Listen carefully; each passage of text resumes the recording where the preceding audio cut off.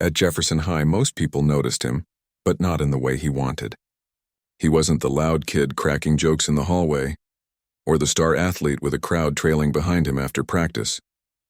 He was the one who moved quietly, like he was trying not to leave a trace.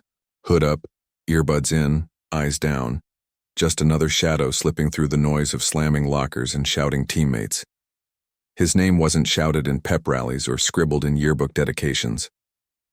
Teachers sometimes stumbled over it during roll call, but the other students, they knew who he was.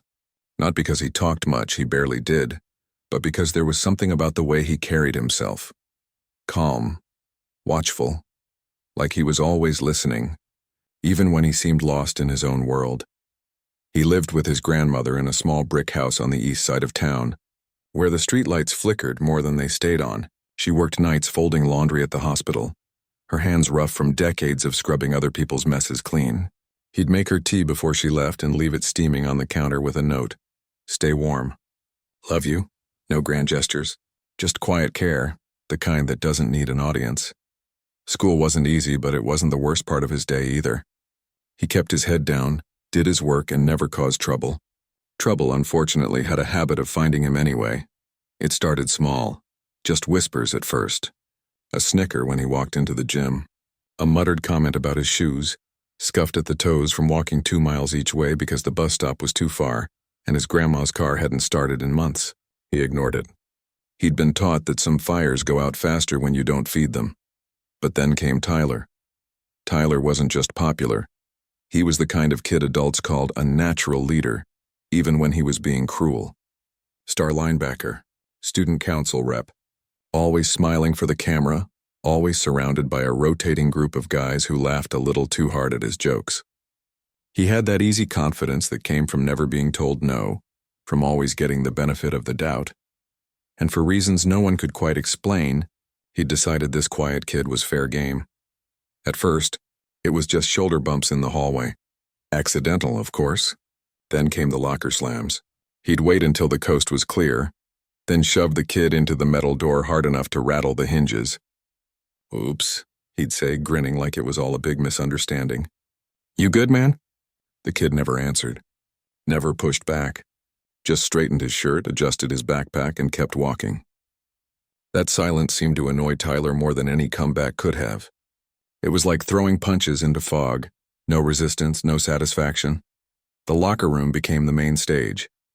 After football practice, while the coaches were still reviewing plays in the office, Tyler would linger near the showers, making loud comments about how the kids smelled like old gym socks or probably never seen a real pair of Nikes.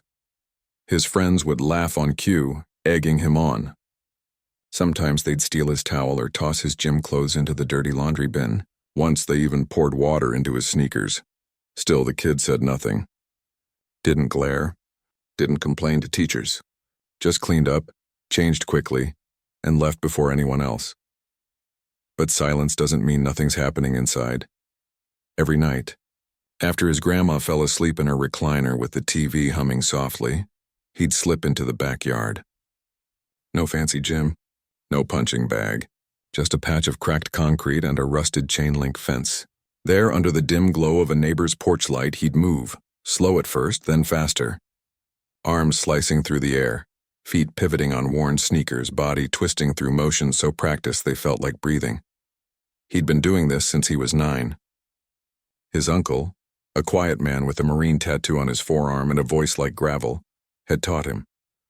Fighting ain't about anger, he'd said one summer evening, adjusting the kid's stance with firm hands. It's about control, about knowing when to move, and when not to. His uncle never pushed him to show off, never told him to prove anything to anyone. Real strength, he'd say, is walking away when you know you could win, but choosing peace instead.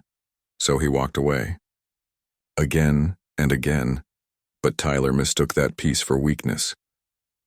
One Tuesday, after a grueling weight session, the locker room was nearly empty. The coaches had stepped out for a staff meeting. Steam still curled from the showers.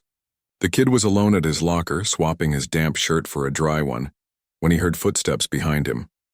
Still dressing like you shop at Goodwill? Tyler's voice cut through the quiet, sharp and mocking. The kid didn't turn. just kept buttoning his shirt. Tyler stepped closer. "You ever gonna talk? Or you just mute?" No answer. That's when Tyler reached out and snatched the phone off the bench beside him. It wasn't new.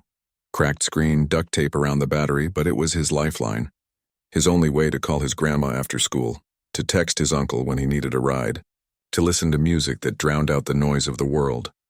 "Maybe your grandma needs a new microwave," Tyler said, holding the phone up like it was a toy. "Bet this'll get her one." He raised it high, fingers curling like he was about to slam it onto the concrete floor. For the first time in months, the kid looked him dead in the eyes. There was no shouting, no wild lunge, just a stillness so deep it seemed to pull the air out of the room. "Put it down," he said. His voice was low, calm, but it carried like a warning bell. Tyler laughed, but it sounded forced. His grip tightened on the phone, but his arm didn't move. Something in the kid's stare had shifted. It wasn't fear. It wasn't anger. It was certainty. And in that split second of hesitation, the kid moved, not with rage, but with precision. One step forward, a twist of the wrist, just like his uncle had shown him. And the phone dropped cleanly into his waiting palm. Tyler stumbled back, rubbing his arm, eyes wide with something that looked a lot like shock. The kid didn't say another word. Just slipped the phone into his pocket, zipped his bag, and walked out of the locker room like nothing had happened. But everything had. By the next morning, the story had spread through the school like wildfire, not because the kid bragged, he didn't tell a soul, but because Tyler's friends had seen it. And for the first time, the guy who always had the upper hand looked shaken.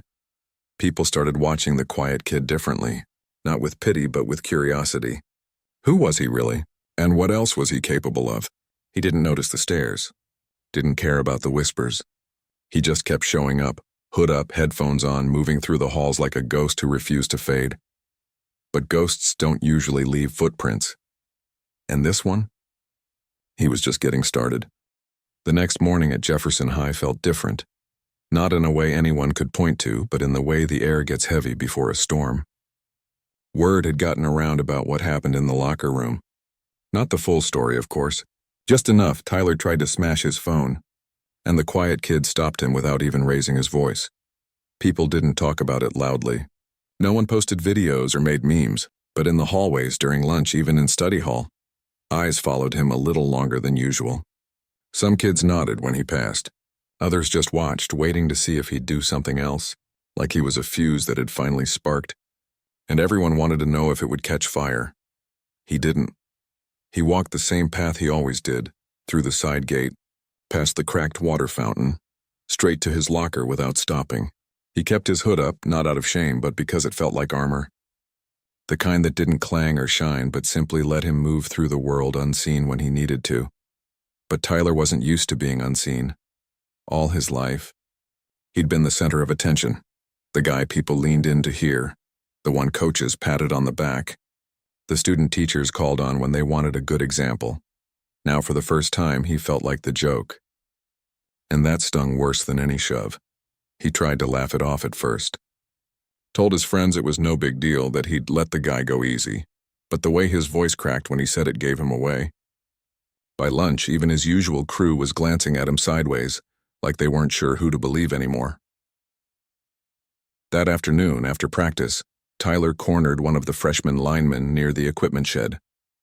"You saw what happened, right?" he asked, voice low. "Tell me you saw me let him go." The freshman shrugged, eyes on his shoes. "I just saw you drop the phone, man." Tyler's jaw tightened. He didn't say anything else. But the seed had been planted, and it was growing thorns. Back in the locker room that day, the tension was thick enough to choke on. Most guys changed fast and left, but Tyler lingered, pacing near the benches like a caged animal. When the quiet kid finally walked in, alone as always, Tyler stepped into his path. "You think you're tough now?" he said, voice sharp enough to cut. "Because you twisted my wrist like some karate movie?" The kid didn't stop walking, didn't even slow down, just kept heading for his locker like Tyler was part of the scenery. That's when Tyler grabbed his shoulder. It wasn't a shove this time. It was a challenge. A dare wrapped in anger. The kid turned slowly. Not with fear, not with rage, just with a look that said, "You really don't know what you're doing, do you?" Tyler's face flushed. "What? You gonna show off again? Go ahead." Everyone's watching, but the locker room was empty except for them. No audience. No safety net of laughter. The kid exhaled, calm as ever. "I don't fight for show," he said. "And I don't start fights. But if you keep pushing, you're gonna learn something you didn't sign up for." Tyler scoffed, but his hand dropped from the kid's shoulder. "Whatever. You're all talk."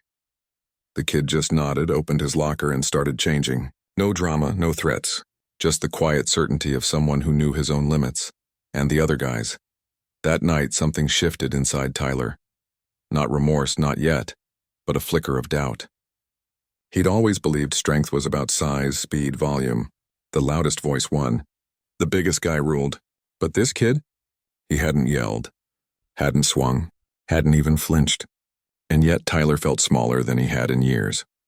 Meanwhile, the quiet kid went home, ate leftover stew with his grandma, and did his homework at the kitchen table under the soft yellow light. She asked how school was. He said fine. She didn't press. She knew better.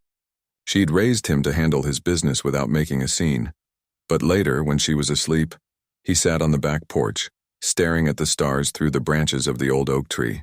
He thought about his uncle's words. Most people confuse noise for power. Real power is quiet.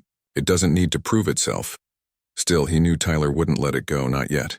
Pride doesn't dissolve overnight. Sure enough, the next week, Tyler started spreading rumors.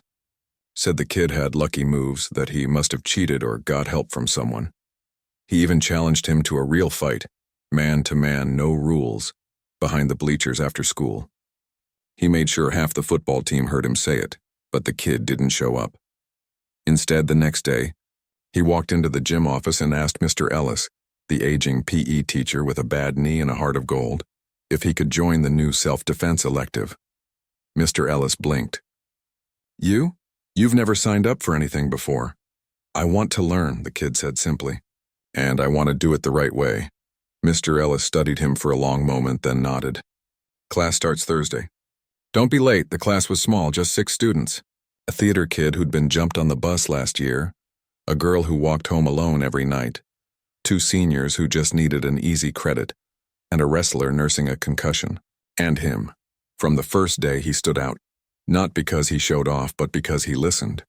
When Mr. Ellis demonstrated a basic wrist escape, the kid didn't rush. He watched, then practiced slowly over and over until the motion felt natural. When the theater kid struggled with balance, the quiet kid quietly showed him how to shift his weight without saying a word. Tyler heard about it, of course. He stood in the doorway during the 3rd session, arms crossed, watching like he was trying to figure out a puzzle.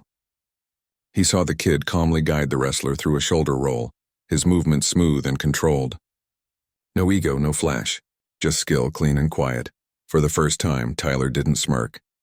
He just watched, and something in his chest twisted. Not anger this time, but something closer to shame. After class, he lingered near the water fountain. When the kid walked by, Tyler didn't say anything. Just met his eyes for a second, long enough to see that there was no gloating there. "No, I told you so." Just calm. That night, Tyler didn't go to the usual hangout spot. He went home, sat on his bed, and stared at his reflection in the dark window. He thought about all the times he'd used his size to make others feel small. All the times he'd laughed while someone else picked up their spilled books or wiped blood from their lip. He didn't apologize. Not yet. But the armor he'd worn for so long, the one made of jokes and shoves and fake confidence, had cracked. And through that crack, something new was starting to grow.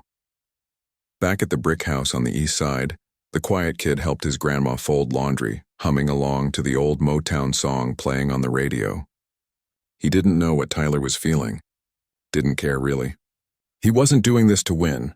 He was doing it because it was right, and sometimes doing what's right, even quietly, changes everything. The self-defense class wasn't flashy. No punching bags hung from the ceiling.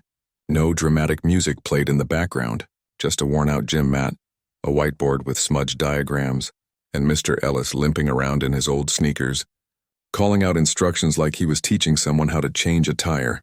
Practical, patient, no nonsense. But for the first time in a long while, the quiet kid felt like he belonged somewhere. He didn't talk much during class, but he didn't need to. His hands spoke for him, steady, precise, always moving with purpose. When Mr. Ellis showed how to break free from a chokehold, The kid didn't just mimic the motion. He studied it, tested it, adjusted his stance until it felt right in his bones. He'd practiced similar moves for years in his backyard, but now he was learning the why behind them, the angles, the leverage, the timing. It wasn't about hurting someone. It was about staying safe, about giving yourself a chance. The other students started looking to him for help, not because he demanded it, but because he never made them feel small for not knowing. When the theater kid fumbled a basic takedown drill, the quiet kid just said, "Try shifting your weight a little earlier," and showed him, slow, no rush. No eye rolls, no sighs, just kindness wrapped in quiet confidence. Word got around, not the kind that spreads through rumors or hallway gossip, but the quieter kind, the kind that builds trust.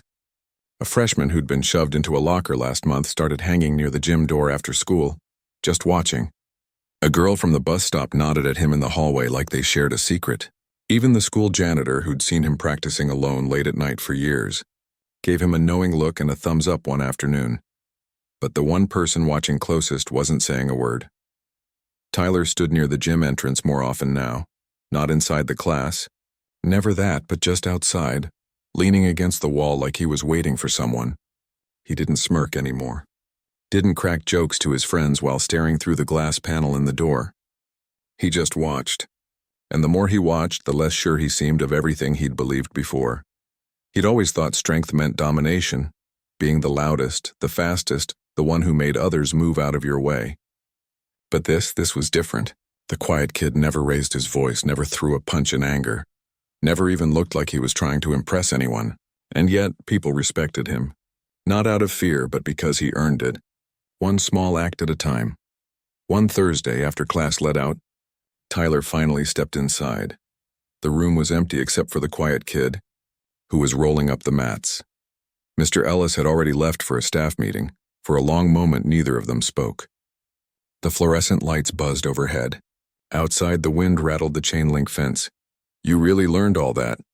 Just from your uncle?" Tyler finally asked, voice quieter than usual. The kid paused, then nodded. "Started when I was 9. He said if I was going to walk home alone, I should know how to protect myself." Tyler shifted his weight. "And you never used it? Not even when I was messing with you?" The kid looked up, meeting his eyes. "My uncle said real discipline isn't about winning a fight. It's about knowing you don't have to." Tyler swallowed hard. He wanted to say something clever, something to save face, but nothing came. Instead, he blurted out, "Could you show me that wrist thing again?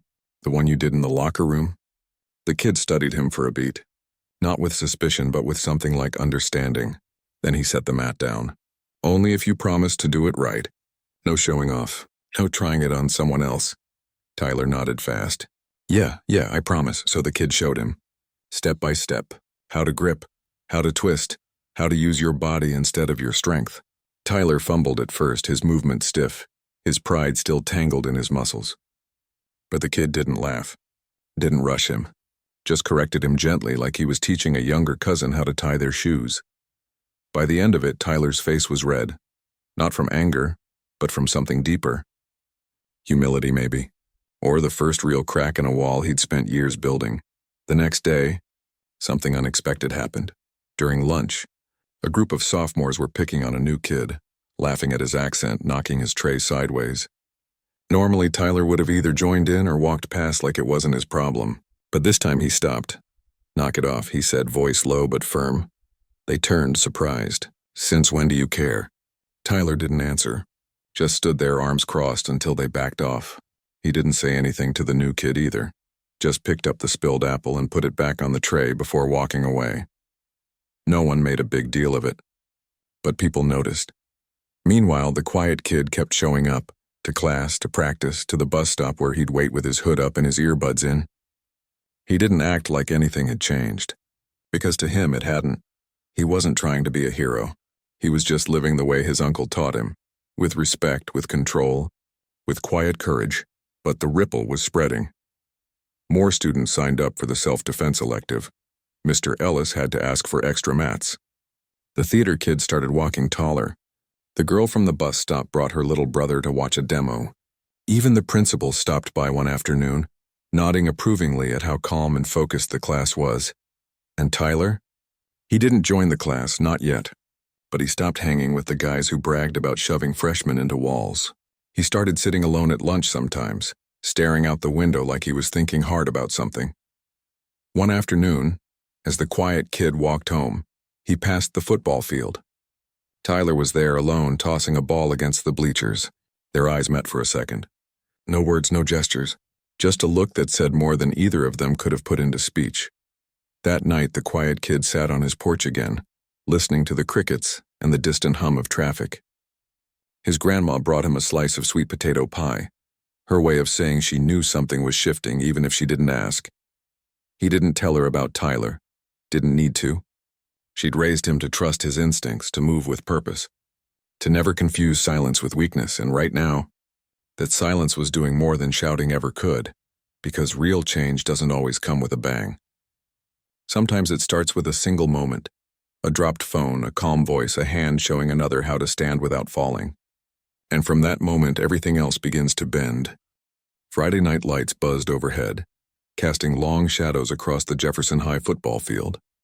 The stands were half full, parents in folding chairs, younger siblings chasing each other near the concession stand, the usual Friday energy humming in the air.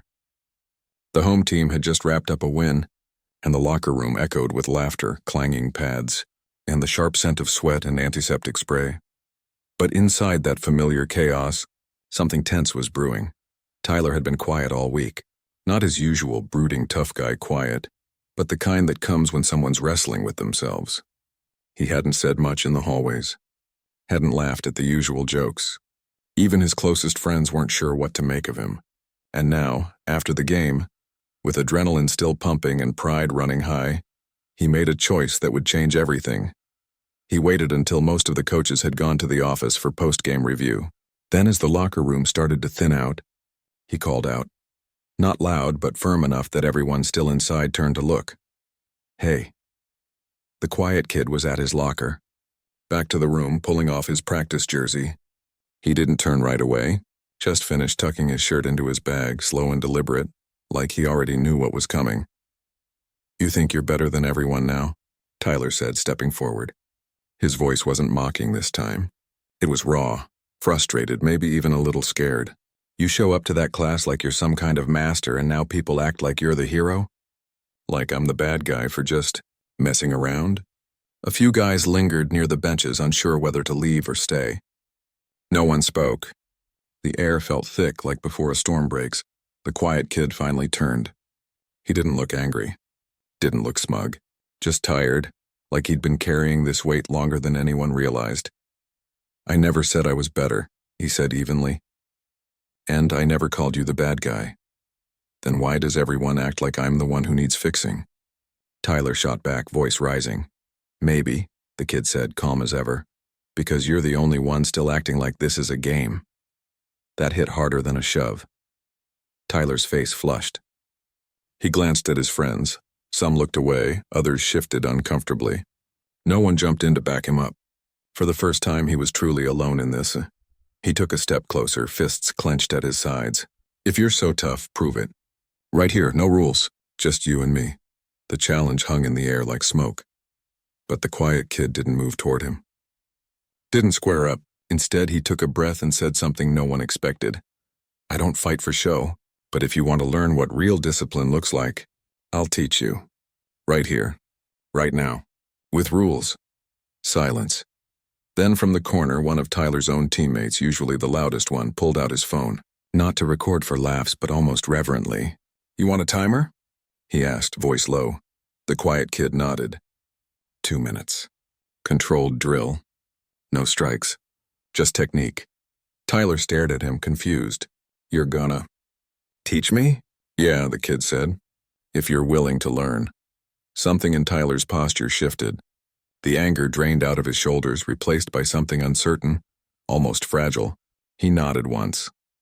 The quiet kid walked to the center of the open floor, cleared a space between the benches, and gestured for Tyler to step forward. We're gonna practice escaping a rear choke. Basic self-defense. You grab me from behind, I'll show you how to get out without hurting anyone. Tyler hesitated, then stepped in. He wrapped his arms loosely around the kid's chest from behind, mimicking the hold. Tighter, the kid said, but no pressure on the neck. Safety first, Tyler adjusted. The room was dead silent now. Even the guys who'd stayed just to watch were standing still, like they were witnessing something sacred. Okay, the kid said. Now if someone grabs you like this, your first move isn't to panic. It's to drop your weight, like this. He bent his knees slightly, making himself harder to lift. Then you trap their arm with your chin, here, and step back with your right foot to create space. He moved slowly, narrating each step like a teacher, not a rival.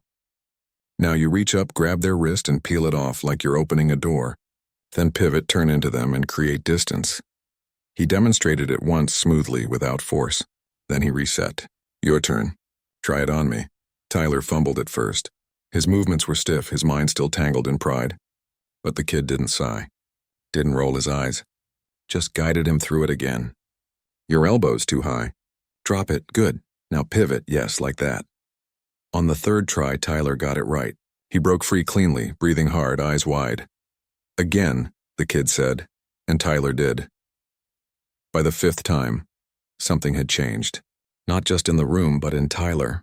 His shoulders weren't hunched in defense anymore. His jaw wasn't clenched. He was listening. Really listening. When the 2 minutes were up, the kid stepped back. That's it. You did good. Tyler just stood there, chest rising and falling, staring at his own hands like they belonged to someone else. One of the freshmen whispered, "That was actually kinda cool." Someone else chuckled nervously. Then another. Soon the tension broke, not with a fight, but with a shared moment of understanding. The quiet kid zipped up his bag. Self-defense isn't about beating someone, he said, looking at Tyler but speaking to everyone. It's about giving yourself a chance to walk away, with your dignity, and theirs. No one clapped. No one cheered. But the way people looked at him, and at Tyler, was different. As he walked out of the locker room, the night air cool against his skin, he didn't feel like a victor. He just felt relieved, like a knot inside him had finally loosened. Back inside, Tyler sat on the bench, head in his hands. One of his old friends sat beside him. "You okay, man?" Tyler nodded slowly. "I think I've been wrong about a lot of things." His friend didn't argue, just handed him a water bottle. "We all have." Later that night, the quiet kid sat on his porch again, the city lights flickering in the distance. His grandma brought him a mug of warm milk with a sprinkle of cinnamon, her old remedy for heavy hearts. He didn't tell her what happened. But she must have known. She just sat beside him in silence, her presence like a soft blanket on a cold night. Inside the house, the radio played an old Sam Cooke song, "A Change Is Gonna Come." And for the first time in a long while, it felt true, not because one fight was avoided, but because something deeper had shifted, not just in Tyler, not just in the locker room, but in the whole rhythm of the school. People started holding doors, stopping rumors before they spread, standing up not with fists but with words. And it all started with one kid who chose calm over chaos, teaching over taunting, and respect over revenge. No one made a video, no headlines, but in the quiet spaces between classes, in the way eyes met in the hallway, in the new kindness blooming where there used to be only noise, everyone could feel it. Change wasn't coming. It was already here,